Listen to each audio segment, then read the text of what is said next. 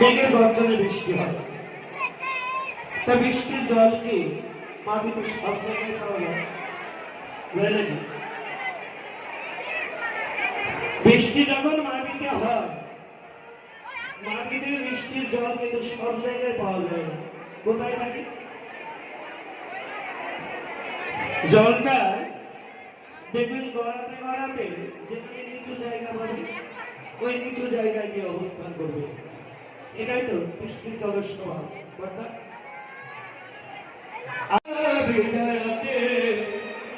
শ্রীকৃষ্ণ সঙ্গে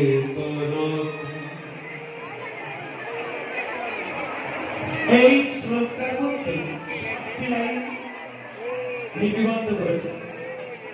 প্রথম লাইনে বলেছেন যে অর্পণ মাত্র হরিনামে অন্তরের ময়লা আবর্জনা কলসটা দূর হয়।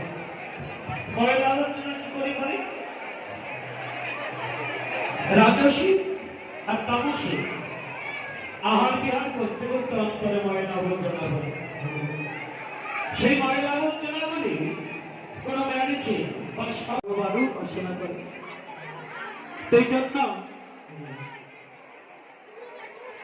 হরিনাম করতে করতে যদি কোনো ভাগ্যবান ভাগ্যবতী উঁচু মাথা যদি ভক্ত চরণে নত ভব মহাদাবাগ্নি নির্বাপন। দাবাগ্নি কাকে বলে? ওই যে ত্রিদাব যারা আদি ভৌতিক, আদি দৈবিক, আধ্যাত্মিক, এই তিন প্রকার যারা যন্ত্রণা দুঃখ বেদনা থেকে জীবের মুক্তি হচ্ছে।